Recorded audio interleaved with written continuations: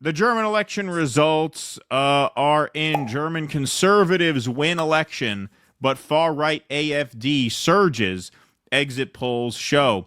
Germany's opposition conservatives won the national election on Sunday, putting leader Friedrich Merz on track to be the next chancellor, while the far-right Alternative for Germany came in second, its best ever result, exit polls showed. Following a campaign roiled by a series of violent attacks and interventions by U.S. President Donald Trump's administration, the conservative CDU/CSU bloc won 28.5% of the vote, followed by the AfD with 20%, an exit poll published by ZDF public broadcaster showed. Chancellor Olaf Scholz's Social Democrats tumbled to their worst result since World War II, with 16.5% of the vote share, according to the ZDF exit poll. The Greens were on 12%, while the FDP hovered around the 5% threshold to enter parliament. A late campaign surge by the far-left Die Linke Party gave it 9% of the vote, while breakaway leftist party BSW, that's Sarah Wagenknecht's party, by Sarah Wagenknecht, squeezed in on 5%.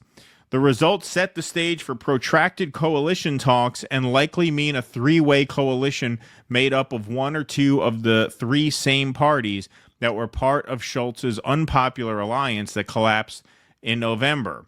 Merz, 69, has no previous government experience, but has promised to provide greater leadership than Scholz and to liaise more with key allies, restoring Germany to the heart of Europe. A brash economic liberal who has shifted the conservatives to the right, he is considered the antithesis of former conservative Chancellor Angela Merkel, who led Germany for 16 years. See, that's very European and actually very smart compared to like our politics here.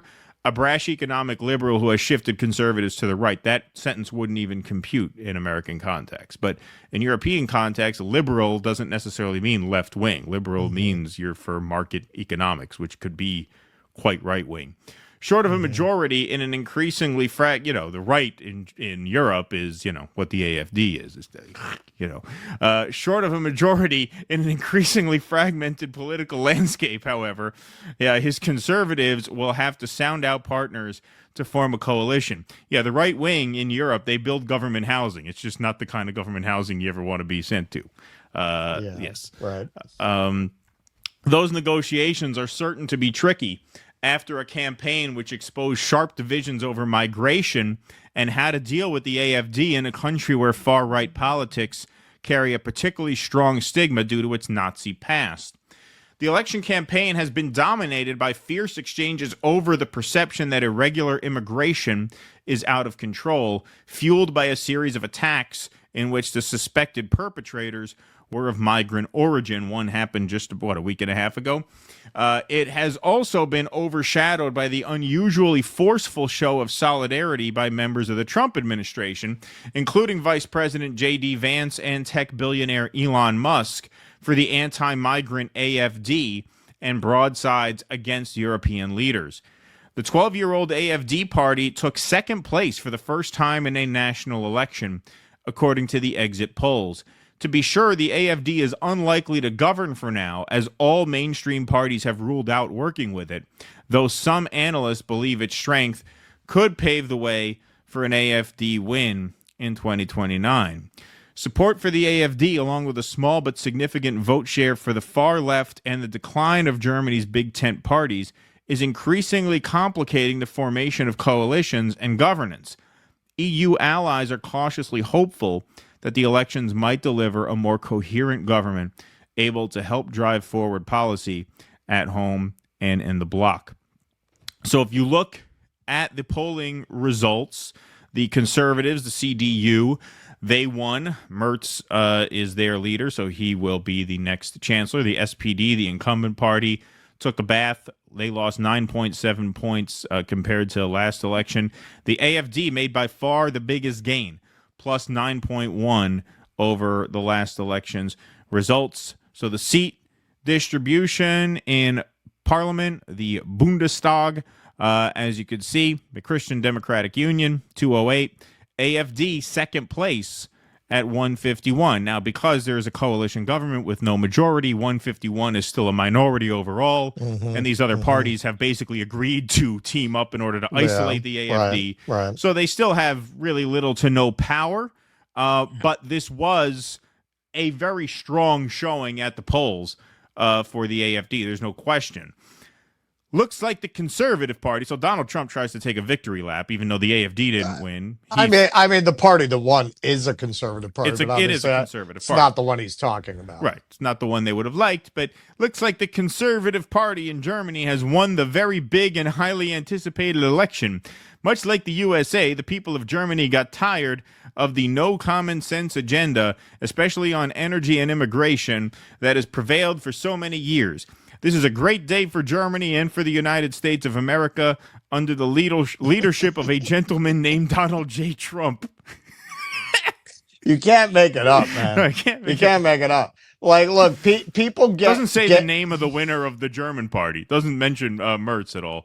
People get used to anything, but this is really something that would have played as a satire if you had presented the idea you'd have a president that would communicate this way 10 years ago. Right. Oh, yeah. Congratulations to all. Many more victories to follow. Now, of course, Trump, when he's mentioning the Conservative Party, he's talking about the winner, the CDU. Of course, Elon just tweeted out yesterday, along with many other times, his support for the AfD. So Elon, came in second there. Now, the libs are spinning this as a major L for Elon. So Midas Touch, which apparently now is the #1 rated podcast in America. Apparently they overtook Joe Rogan's show recently. Which is interesting. Midas Touch, like a very lib show. Like just a totally garbage show. I have literally never heard of this show. I've heard of it. I didn't know they had like a big podcast, but I know they're like a viral like Twitter account. They have a bigger podcast than Joe Rogan? Apparently, according to the ratings. According to the ratings, yes. Because the libs are always crying that they don't have a Joe Rogan. Well, maybe they got one. I don't know who hosts this or if it's like a network. I sent you that article. They did a profile on Hassan Piker as the left's answer to Joe Rogan. Yeah, exactly. I did see that one. Well, anyway, they try to spin this, of course, as a big L for Elon Musk. Musk loses big in Germany.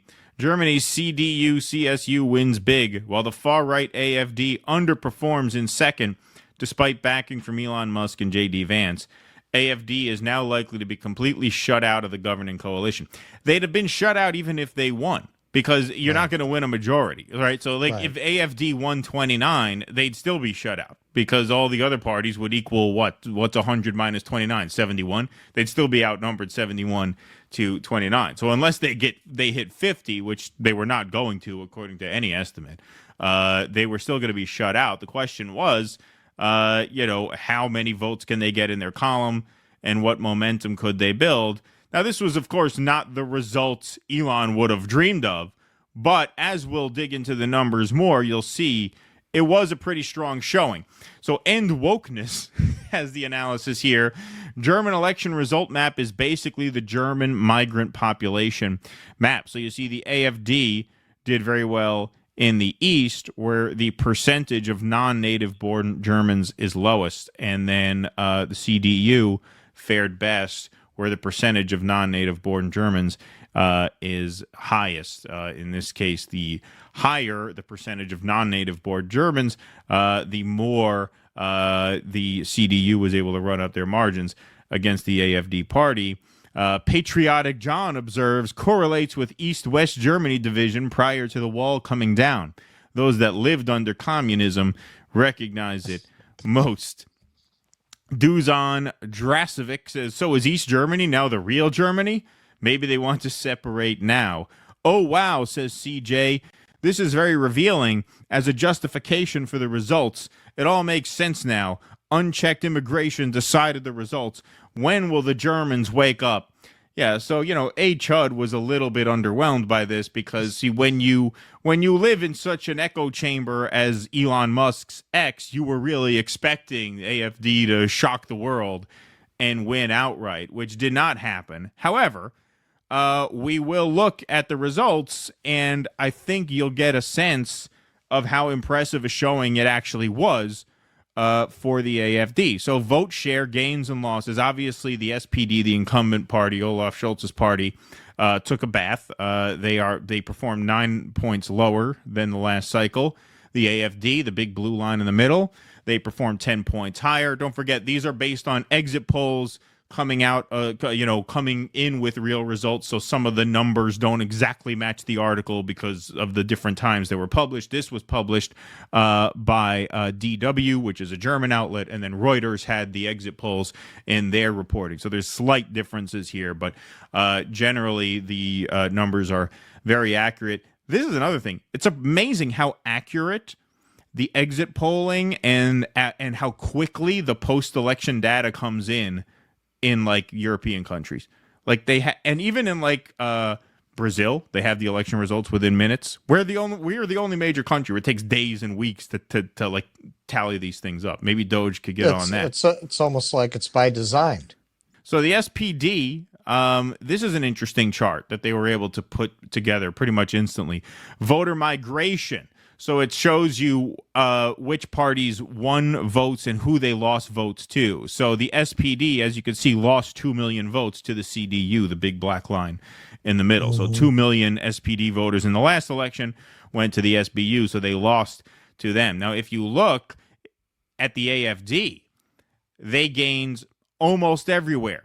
They actually lost 60,000 votes to Sarah Wagenknecht's party, but everybody else they gained from, including the SPD, 680,000, the FDP, the CDU, and look at that, 2 million non-voters. So 2 million voters who didn't vote last time voted for the AfD this time. And when you compare that to the sort of farther left party, they lost voters to Sarah Wagenknecht's party in the orange.